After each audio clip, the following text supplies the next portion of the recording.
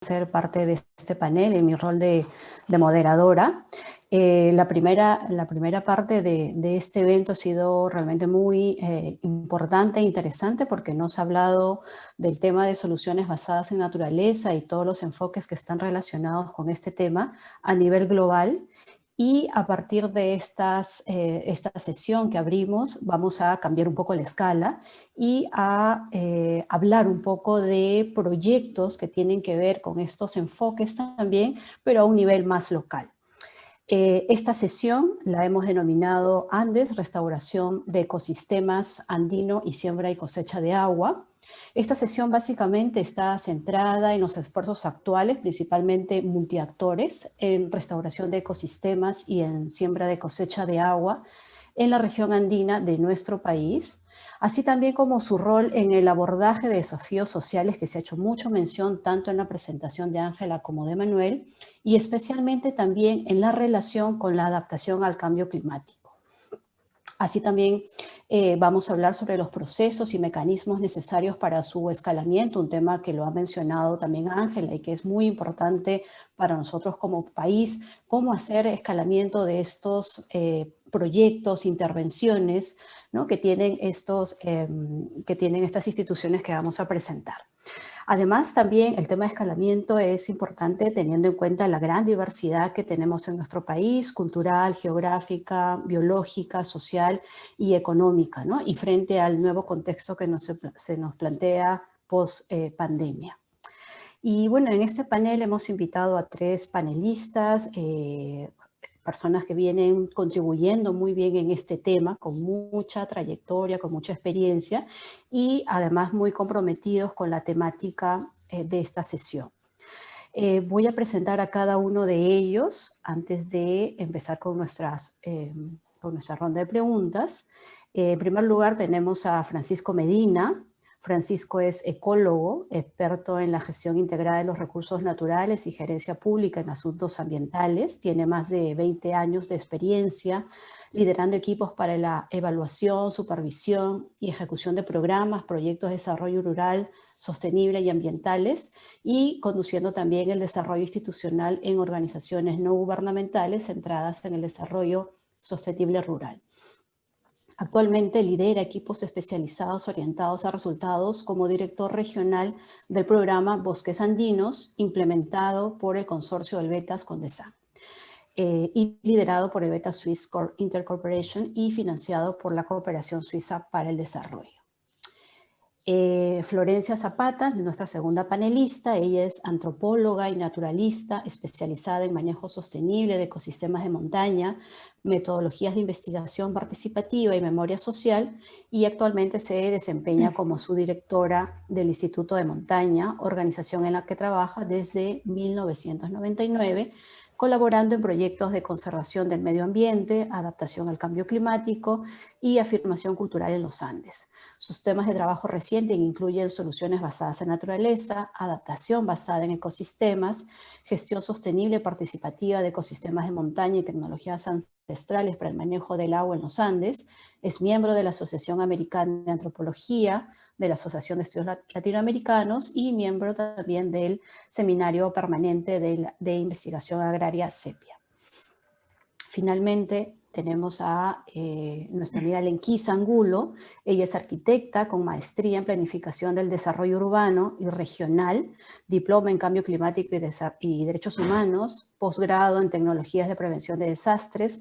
Actualmente es la coordinadora regional del proyecto regional Andes Resilientes al Cambio Climático, impulsado por COSUDE y facilitado por el consorcio Helveta Swiss Intercorporation Fundación y Fundación Avina.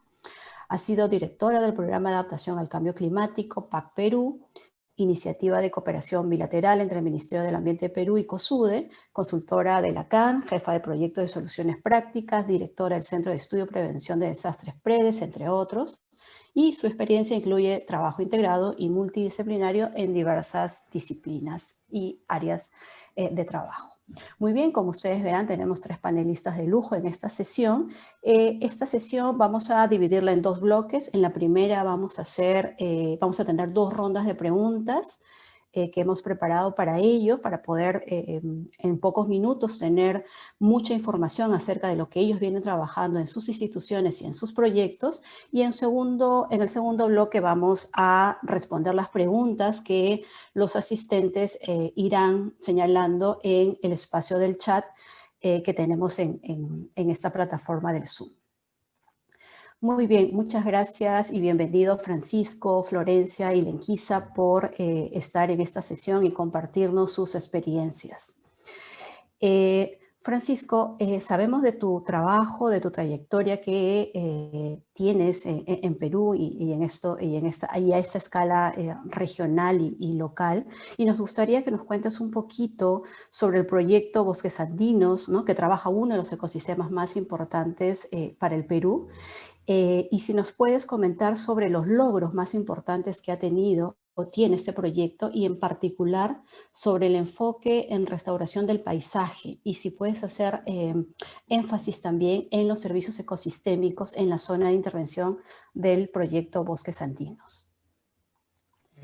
Disculpen la interrupción. Queríamos pedirle a los 3 panelistas si pudieran prender sus cámaras, por favor, para que puedan estar los 4 en la mesa. Muchas gracias. Gracias, Rosita. Gracias. Sí, Francisco, Florencia y Lenquisa, por favor, si pueden prender sus cámaras.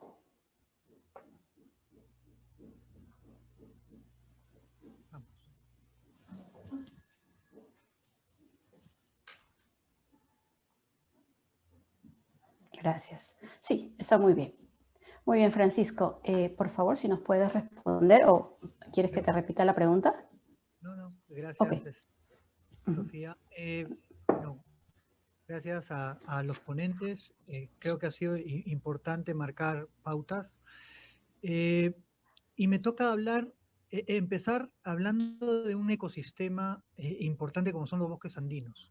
Un ecosistema escaso, de distribución fragmentada, pero sin embargo, dentro del grupo bosques, uno de los más importantes en esta relación de multidimensiones con lo social, lo ambiental y lo económico. Los bosques tienen un servicio ecosistémico de alto valor social porque está ligado con poblaciones locales, principalmente rurales, con alta vulnerabilidad a la degradación de la tierra, sea suelo, agua, agrobiodiversidad, cultura, pero también al cambio climático. Servicios ecosistémicos brindan servicios ecosistémicos de alto valor ambiental y económico para las ciudades, principalmente estas ciudades andinas, cosmopolitas, algunas capitales de países, otras capitales de departamentos que dependen del recurso hídrico y de la regulación de la erosión para su asentamiento. Pero si vamos hacia el tema de pueblos locales o ciudades rurales urbanas, también estamos hablando de servicios ecosistémicos ligados al recurso energético. Si juntamos estos servicios ecosistémicos y comparamos la población que se distribuye a lo largo de la región andina, estamos hablando de casi 40 millones de personas en todos los Andes que dependen de los bosques andinos. Si a eso consideramos solamente el servicio ligado al recurso hídrico y las principales ciudades, y ya en Perú, con las 51 cuencas principales que van al Pacífico, entonces estamos hablando de una importancia sumamente elevada y sin embargo muy poco trabajada y representada en la inversión pública o inclusive en la inversión de cooperación o inversión privada. Entonces, para nosotros, el programa Bosques Andinos, un reto dentro del programa ha sido generar la información que nos permita trabajar en las políticas, en los instrumentos de gestión y conocer más sobre los recursos económicos, sociales, ambientales que brindan los bosques andinos.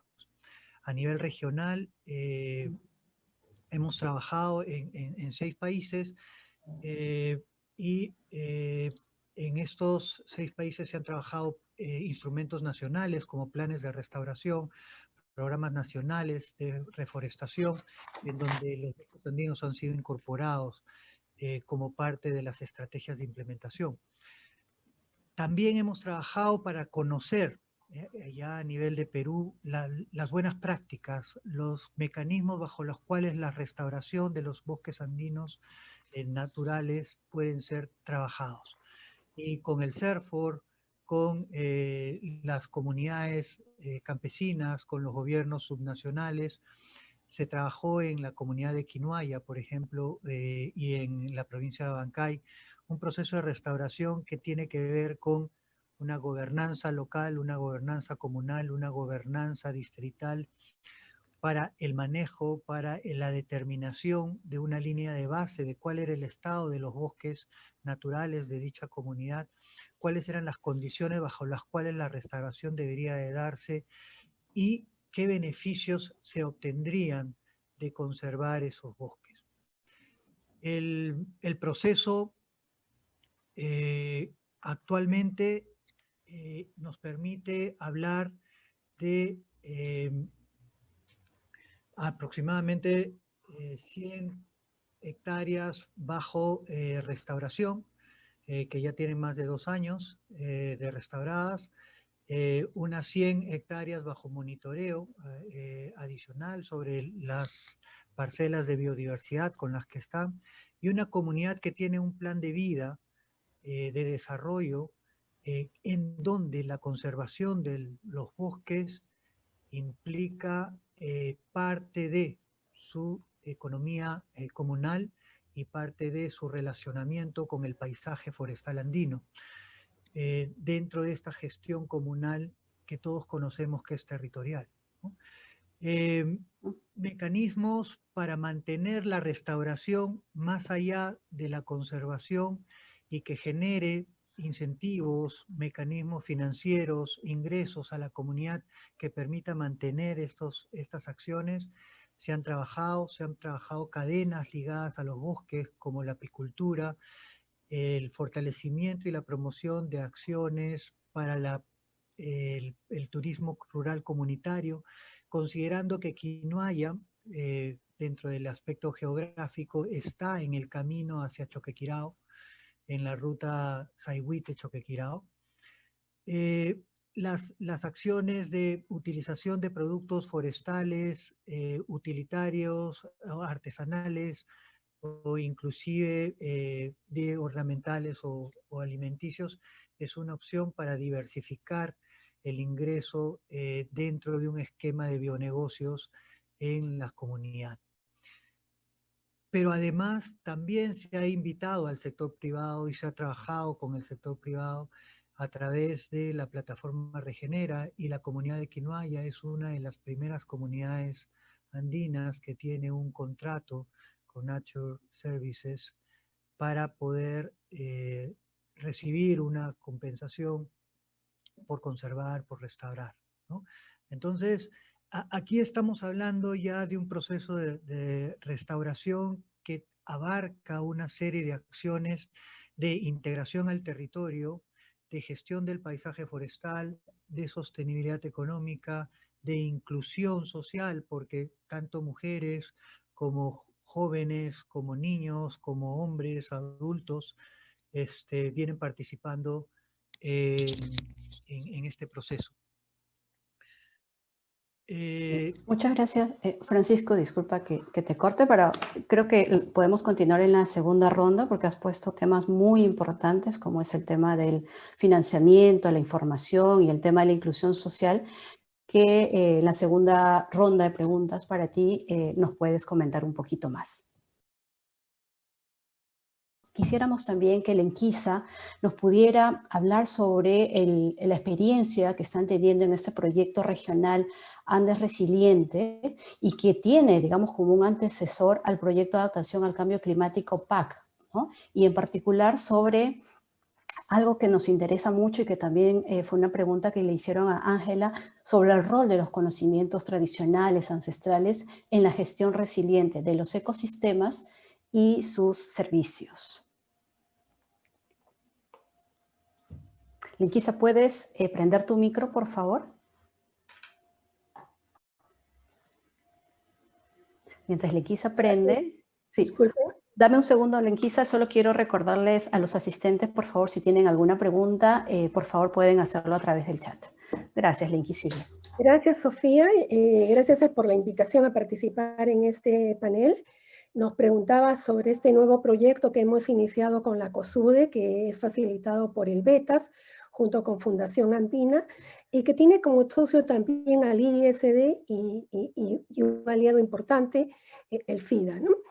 Bueno, este proyecto focaliza su acción en la región andina, tanto de Bolivia, Ecuador como Perú. Es un proyecto muy reciente que tendrá una primera fase de duración de 4 años y que se enfoca en los Andes tropicales, una de las regiones con mayor grado de exposición, como sabemos, y sensibilidad a los cambios ambientales globales, como son cambios en el uso de la tierra, fragmentación de hábitats, pérdida de biodiversidad, sobreexplotación de recursos naturales y cambio climático, ¿no? Y que sabemos produce una afectación múltiple en los ecosistemas andinos y en las poblaciones, pero fundamentalmente afectando la disponibilidad hídrica y los sistemas agropecuarios que sustentan los medios de vida de familias campesinas localizadas en estos ecosistemas, pero no solamente a ellos, sino también, como sabemos, a sociedades que habitan fuera de estos ecosistemas y que dependen del agua y de los alimentos que allí se producen. El proyecto Andes Resiliente en ese contexto se propone contribuir a fortalecer la articulación de capacidades de actores tanto públicos como privados para proveer servicios que permitan fortalecer resiliencia y capacidad de adaptación al cambio climático de poblaciones rurales andinas en condiciones de pobreza y vulnerabilidad, apuntando a 2 temas: a la mejora de su seguridad alimentaria y de su seguridad hídrica. En cada país tenemos como contrapartes a los ministerios del ambiente, a los ministerios de agricultura y agua, y a los ministerios de inclusión económica y social, y esto tiene que ver con los focos temáticos que tiene este proyecto, que va a desarrollar acción en cuatro ámbitos, que permíteme pasar a detallarlos rápidamente. El primero, el fortalecimiento y la gestión articulada territorial de políticas nacionales y subnacionales, tanto climáticas como sectoriales, para la implementación de las medidas NDC en agua y agricultura, pero fundamentalmente procurando poner foco y atención a las necesidades de adaptación de aquellas poblaciones rurales andinas más vulnerables y en condiciones de pobreza, ¿no? Y esto tiene que llevar a fomentar modelos de gestión articulada multisectorial, multinivel, multiactor, en el territorio para la implementación de las medidas NDC en agua y agricultura, y de hecho ese es un tema muy relevado en los esfuerzos que los países vienen realizando para la implementación de esas NDC, ¿no? También el tema de la mejora de recursos financieros para estas medidas, siempre procurando el beneficio de esas poblaciones rurales andinas en vulnerabilidad. El segundo ámbito de trabajo es procurar el escalamiento basado en evidencias, escalamiento de buenas prácticas de adaptación al cambio climático que beneficien a estos sectores de población, fortalezcan seguridad alimentaria y seguridad hídrica. Y allí hay un convencimiento que en estos países hay una base de conocimiento importante que necesitamos poner en valor, que necesitamos capitalizar para consolidar evidencias respecto a su efectividad, pero evidencias además que sean útiles para sobre esta base generar política pública que permita su escalamiento a través de la habilitación sea de mecanismos públicos o de mecanismos de mercado también, que posibiliten la expansión más amplia de estas prácticas, ¿no? En este contexto también ver la necesidad de fortalecer servicios de extensión rural para proveer asistencia técnica que apoye la implementación de estas prácticas, el monitoreo y reportes de avances en la adaptación al cambio climático de estos sectores poblacionales que permitan verificar la eficacia de las políticas y medidas de adaptación implementadas. Y finalmente, el cuarto, promover intercambio, cooperación y aprendizaje entre actores pares de estos tres países sobre problemas comunes y soluciones también de adaptación al cambio climático focalizados en estos sectores de población. Un punto de partida que tenemos para este trabajo es mejorar el conocimiento de la vulnerabilidad al cambio climático de las poblaciones rurales andinas. Creemos que la pandemia que estamos enfrentando ha dejado muchas lecciones respecto a la enorme precariedad que tenemos en las determinantes sociales de la salud y que han producido esa severa crisis sanitaria que enfrentamos, ¿no? Si esto lo trasladamos al tema climático, tenemos que ver que es fundamental caracterizar, dimensionar y localizar en el territorio a esas poblaciones rurales más vulnerables, porque esto puede permitirnos examinar y discutir cómo la política y acción climática deba ser más específica respecto a estos sectores en vulnerabilidad y pobreza, pero también como las políticas y acciones sectoriales que se vinculan a la agricultura familiar, a la inclusión y reducción de pobreza, deban incorporar explícitamente y con mayor fuerza acciones que promuevan y posibiliten la resiliencia climática de esas poblaciones y sus medios de vida, ¿no? El proyecto tiene como antecedente el programa de adaptación al cambio climático que se desarrolló entre el 2008 y el 2016, que tuvo 2 fases y estuvo enfocado en Cusco y Apurímac. En ese entonces el tema de la adaptación al cambio climático, recuerdo, era relativamente nuevo, y los primeros proyectos enfocados en este tema, enfrentábamos distintos desafíos respecto a cómo encarar este tema desde la práctica y cómo promoverlo. Y lo comento porque lo vinculo a muchos de los temas que se han comentado en las conferencias magistrales, ¿no? En los Andes sabemos que la alta variabilidad climática había constituido siempre un desafío para las poblaciones que desarrollaron estrategias y acciones para hacer frente a esas condiciones. Y allí había una base de conocimiento tradicional que revalorar y potenciar, y era un punto de partida. Pero también otro punto era, en ese entonces, cómo diferenciar las medidas de adaptación al cambio climático con las medidas de desarrollo. Y esto introducido justamente para diferenciar fuentes de financiamiento, pero identificar o conceptuar dicha adicionalidad encontraba serios problemas en contexto de precariedad y pobreza, en los cuales no había una base de desarrollo sobre la cual adicionar la adaptación, y más bien era necesario trabajar en la promoción de un desarrollo sostenible que tenga como uno de sus atributos la adaptación, y de esta manera promover que las medidas de desarrollo incorporen criterios y acciones que las hagan resilientes al clima. Lenquisa, perdón que te corte, vamos a volver con este tema tan interesante que nos estás planteando sobre la experiencia del programa de adaptación al cambio climático y también cómo ha evolucionado, ¿no? Y cuáles son las lecciones que han permitido un escalamiento a un proyecto nuevo que tienen ahora, como es el de Andes Resilientes. Muchas gracias por tu intervención. Realmente es un gusto escuchar a los tres por las experiencias que traen.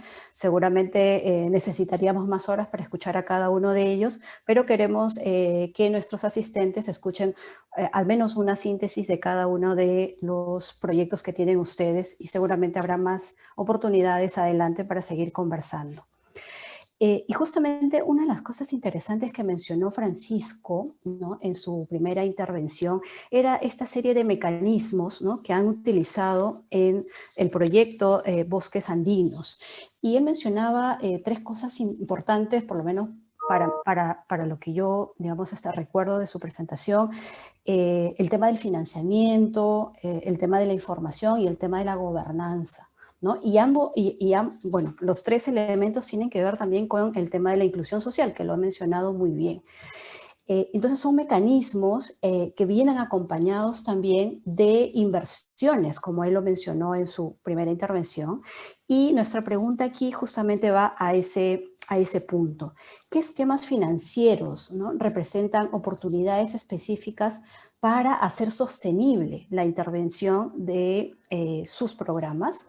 Y también si puede comentar un poco sobre la aplicación de los mecanismos de retribución de servicios ecosistémicos y la participación de otros actores importantes en otros niveles también, como son, por ejemplo, el gobierno regional.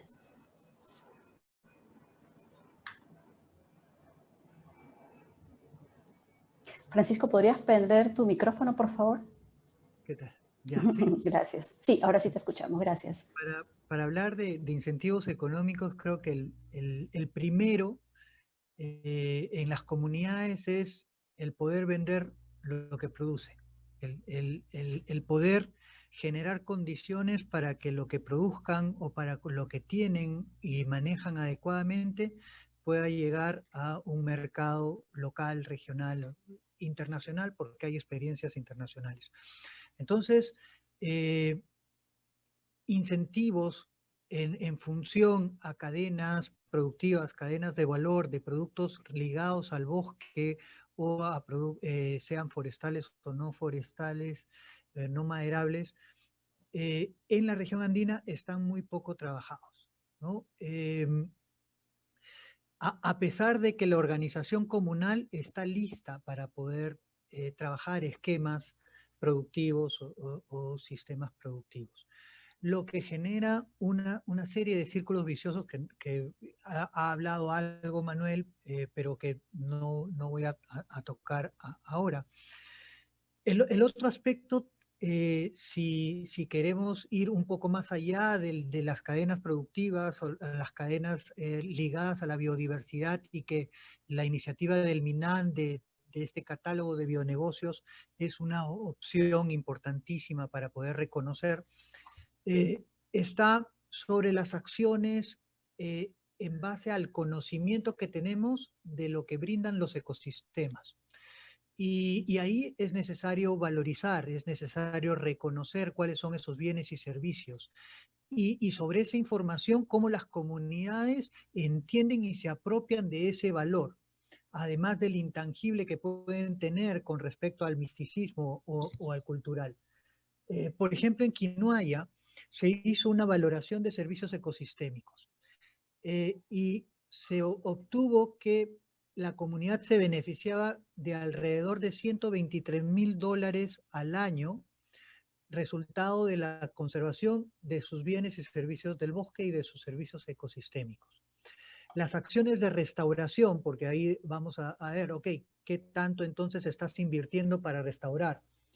En 2 años, que es el mayor costo de la inversión para restaurar, que tiene que ver con viveros, tiene que ver con preparación, con estudios de línea base, en la experiencia de Quinuaya, significó $86,322 en 2 años. Si hacemos una regla de 3, estamos hablando de $412 hectárea año, por 2 años, ¿no? Entonces, tenemos las condiciones para decir que hay un beneficio de conservar, de restaurar, ¿ok? Frente a la inversión que se tiene. Sin embargo, todavía es necesario empoderar no solo a las comunidades, porque estamos hablando de un proceso generacional, sino también a las autoridades. Cómo estos procesos y esta cuantificación que te piden los proyectos de Invierte P, que decía Manuel, o las mismas empresas, el sector privado que está ligado o relacionado con procesos de restauración, comprenden que este es un proceso de costo-beneficio altamente adecuado, ¿no? Entonces, ahí estamos hablando de la oportunidad que representa la restauración a partir de mecanismos de gobernanza comunal en la región andina. Pero también el programa Bosques ha promovido el emprendimiento de productos de la biodiversidad de bosques a través de, por ejemplo, la iniciativa BioStartup 2G, que ya implementado por la Universidad San Ignacio y Provide, y que luego a partir del éxito Innovate Perú, que el programa Innovate Perú ha creado un reto bio, ¿no? Entonces, ¿cómo apoyamos emprendimientos locales, emprendimientos potenciales sobre la biodiversidad en bosques andinos o en ecosistemas andinos? Es también una prioridad en donde hay necesidad de reconocer los estudios. Recientemente, los socios de esta iniciativa, en donde el BETAS Swiss Intercooperation a través del programa ha promovido, han lanzado el diagnóstico de inversión de impacto, ¿no? Que también se convierte en una opción para las acciones de restauración en la región andina, en donde también deberíamos de estar pensando a las comunidades como socios, ¿no? Las comunidades como parte de el emprendimiento ya en niveles de escala más grandes, ¿no? Entonces, también hay una necesidad importante de ir incorporando estrategias de conservación, de restauración, viablemente económicas, sociales y ambientales, en donde el sector privado se sienta también relacionado. Y como mencionaba, la experiencia de Quinoaya de acceder a un pago de compensación por la plataforma Regenera, ya van un año de recibir acciones que están apoyando. Mecanismos de retribución por servicios hídricos, hay experiencias en el Perú. La experiencia en Apurímac tiene que ver con la ciudad de Abancay, las comunidades que están en la zona alta, en la zona de captación de la ciudad de Abancay, en donde a partir de acciones de restauración, de recuperación de cochas y manantes, iniciaron un proceso de conversación con las empresas de agua y de saneamiento. A partir de esta conversación y el apoyo y facilitación del Ministerio del Ambiente, de SUNAS, de CERFOR, del municipio, se logró reconocer un mecanismo de retribución por servicios ecosistémicos. Hay un fondo que ya tiene alrededor de 1 millón de soles y hay un comité de gestión que va a permitir trabajar acciones de restauración, acciones de recuperación y conservación. Pero además también se ha logrado un proyecto específico para continuar y fortalecer los esquemas de mecanismo de retribución por servicios hídricos en esta zona.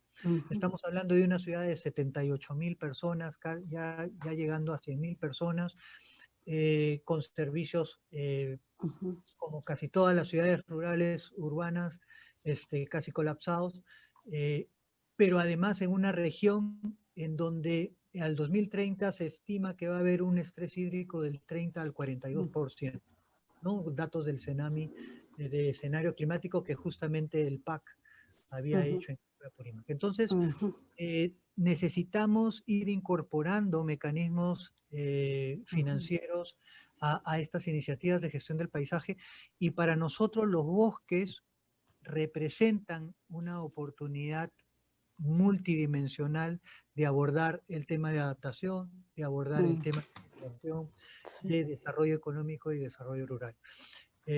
Obviamente estos mecanismos de retribución no pueden darse sin un esquema de gobernanza en donde las comunidades y los actores privados y de los recursos se dan.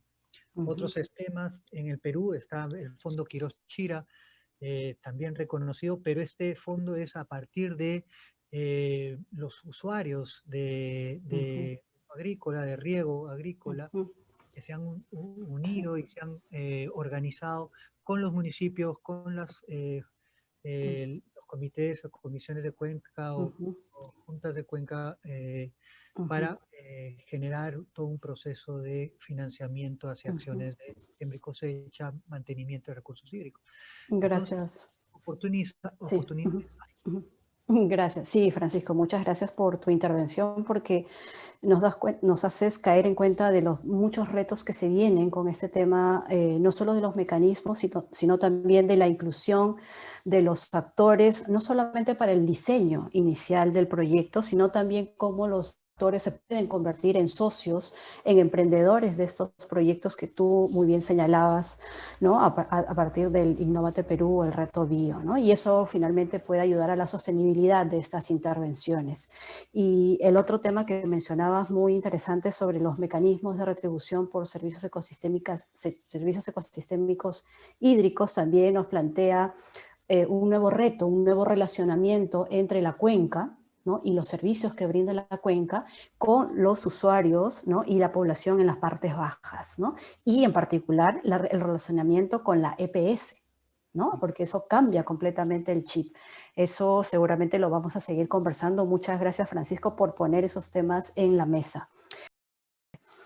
Estamos recibiendo muchas preguntas, muchos comentarios y van también en ese sentido, ¿no? Bueno, Lenquisa, nos quedamos en tu intervención anterior sobre cómo, digamos, la experiencia del proyecto de adaptación al cambio climático ha tenido un escalamiento, ¿no? No solamente a nivel de políticas públicas y de experiencia, sino también de un escalamiento territorial, ¿no? En este caso la región, con el proyecto Andes Resilientes, ¿no? Entonces, justamente aquí hay un proceso de escalamiento en estas intervenciones que, digamos, pueden ser una clave o un camino para poder generar buenas políticas públicas basadas en experiencia y en evidencia también científica que tú lo has mencionado. ¿Nos puedes comentar acerca de cómo este proceso se ha desarrollado para lograr esta incorporación de las medidas de adaptación al cambio climático en las políticas públicas? Bueno, lo que puedo comentar, Sofía, es la experiencia desarrollada en el PAC. Realmente me quedó muy corto el tiempo, los primeros 5 minutos, para caracterizar en todo caso lo que fue la intervención de ese proyecto, ¿no? Pero yo quisiera, aprovechar el tiempo para rescatar uno de los elementos que fue uno de los aspectos que fue trabajado sostenidamente a lo largo de 8 años de este proyecto, y giró en torno a las prácticas adaptativas a nivel de los predios familiares, a nivel de las comunidades campesinas, ¿no? Y la promoción de las prácticas tenía como antecedente justamente el desarrollo de investigaciones que permitieran entender las manifestaciones del cambio climático y de sus impactos en los medios de vida campesinos, ¿no? Uno de los problemas serios que encontramos que enfrentan estas comunidades y ecosistemas es el agotamiento de las fuentes de agua, ¿no? Que antes eran permanentes. Y esto no solamente expresado en testimonios campesinos, pero también documentado a través de estudios que revelaban las severas condiciones de déficit hídrico en temporadas de estiaje, mientras existían excedentes importantes hídricos en temporadas pluviales, ¿no? En ese contexto, una de las medidas que se desarrolló con mucho éxito por familias y comunidades fue la siembra y cosecha de agua, lo que ahora justamente es un tema que convoca este panel, ¿no? Y que se basa en técnicas tradicionales, técnicas ancestrales,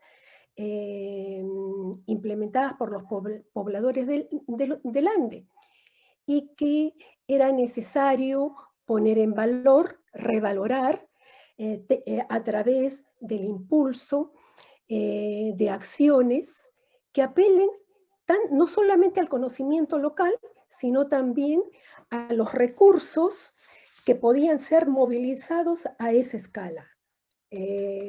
Técnicas que se basaban justamente en movilizar la mano de obra campesina, en movilizar los conocimientos existentes y en movilizar también materiales disponibles localmente, ¿no? Estas experiencias se desarrollaron en 2 microcuencas, Huacrahuacho y Moyobamba, pero generaron un amplio, o diríamos, conocimiento sobre estas prácticas campesinas a las que asociamos sistemas para monitorear los impactos. Se desarrollaron sistemas no solamente para monitorear las condiciones de pluviosidad alrededor de estas prácticas, sino también estudios hidrogeológicos, también monitoreo hidrológico a través de técnicas isotópicas que permitieran levantar evidencia más dura, diríamos, más técnica respecto a la efectividad de estas prácticas. Porque sabíamos que esto era necesario si queríamos ofrecer evidencia dura que pudiera ser útil para política pública. Esto luego, en la segunda fase del proyecto, nos llevó a establecer una cooperación con FONCODES a través del proyecto Hakuwiña Noa Hayatay, que trabaja justamente con sectores campesinos en extrema pobreza en los Andes, para procurar que a través de este proyecto que trabaja ampliamente en todo el territorio nacional, en áreas andinas, se procurara escalar estas acciones. Se trabajó de manera piloto, concentrada en dos núcleos ejecutores centrales, Ocongate y Cotaruce. Luego se realizó una labor de expansión más progresiva hacia otros NEC, también de Cusco y Apurímac, para finalmente lograr, diríamos, la asimilación de estas tecnologías dentro de la oferta tecnológica que este proyecto pone a disposición y sobre el cual presta asistencia técnica a las familias campesinas. Para esto se desarrollaron pautas metodológicas, se incorporaron distintos elementos de diagnóstico dentro de las propias herramientas que utiliza este proyecto, y las tecnologías de siembra y cosecha de agua hacen parte ya del catálogo de medidas que forman parte de las intervenciones locales de este proyecto, ¿no? Allí yo quisiera destacar la importancia de disponer de evidencias científicas, pero también evidencias empíricas respecto a la efectividad de estas prácticas, ¿no? Pero también puntualizar que el disponer de evidencias no produce por sí sola efectos en su expansión, sino va acompañada de una acción intencionada y planificada para influenciar en su escalamiento, y que eso también requiere un marco de experimentación para adecuarlas al contexto institucional a través del cual se busca escalar estas prácticas, ¿no? Y que las propias prácticas o innovaciones escaladas pueden requerir ajustes o adecuaciones según contextos. Esto lo hemos visto en las experiencias, en la experiencia que trabajamos con FONCODES en el marco del programa Hakuwiña Noa Hayatay durante más de 3 años. Pero yo quisiera terminar mi intervención destacando lo ocurrido con la siembra y cosecha de agua en el país, que ha logrado diseminarse e instalarse como política pública. Sabemos que hay una ley que forma parte de las medidas NDC en adaptación en el tema de agua para uso agrario, y que a través de distintas escalas y modalidades de trabajo las vienen promoviendo los programas de Minagri, de FONCODES, también gobiernos regionales y locales a través de proyectos de inversión pública, y que incluso experiencias del país son tomadas como referentes por otros países, ¿no? Entonces, acá ha habido un proceso progresivo en el que han contribuido y confluido múltiples actores. Reconocer el papel fundamental que han tenido comunidades, ONGs, gobiernos locales, a partir de experiencias gestadas, algunas desde décadas atrás, y que han producido conocimiento empírico, y que más recientemente también han procurado articular evidencias científicas sobre la efectividad de estas prácticas, los beneficios hidrológicos, los beneficios ambientales, productivos, entre otros, ¿no? Lo que ha permitido que una práctica con antecedentes ancestrales logre posicionarse como una alternativa a los problemas de deterioro en la disponibilidad hídrica en los territorios en contexto de cambio climático.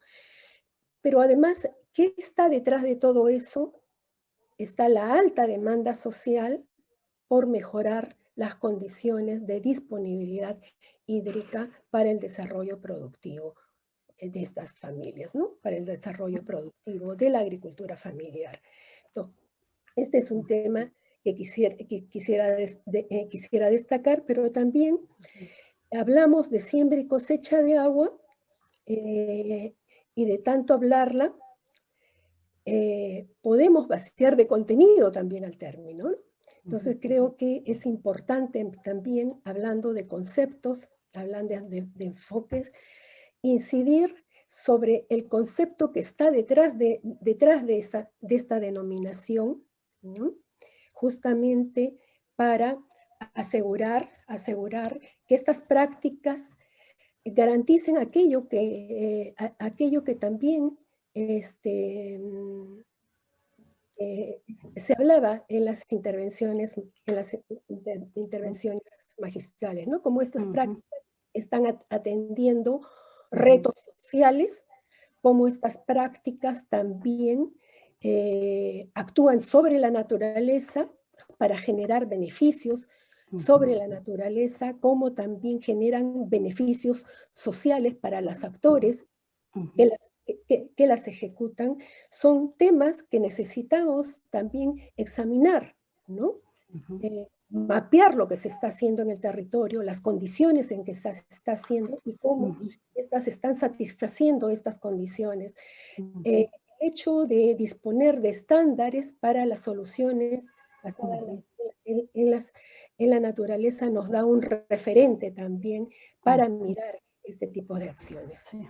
Muchas gracias, Lequisa, por tu intervención. Como siempre, ha sido muy, muy explícita en señalar los grandes vacíos y también los grandes desafíos que implica esta práctica de siembra y cosecha del agua. Finalmente, vamos a entrar al segundo y último bloque de esta sesión. Estamos con el tiempo ya muy justo, así que les voy a pedir, por favor, que sean muy cortos en su respuesta, 2 minutos. Sé que les estoy pidiendo algo difícil para toda la experiencia que ustedes tienen y creo que valdría la pena hacer una sesión con cada uno de ustedes para una próxima oportunidad. Pero no queremos dejar de lado las preguntas que han venido realizándose en el chat por parte de los asistentes. Rápidamente, Francisco, acá hay una pregunta para ti sobre cómo los diferentes proyectos o intervenciones que vienen desarrollando están abordando el problema de las quemas o incendios forestales en los Andes. 2 minutos, por favor. Si prendes tu micrófono. Okay. El tema de incendios tiene dos niveles, ¿no?, principales, el subnacional y el nacional. A nivel subnacional, lo que los proyectos y las iniciativas que se han dado tiene que ver con capacidades en las comunidades, en el manejo de incendios, en la prevención de incendios, en el control y respuesta, ¿no?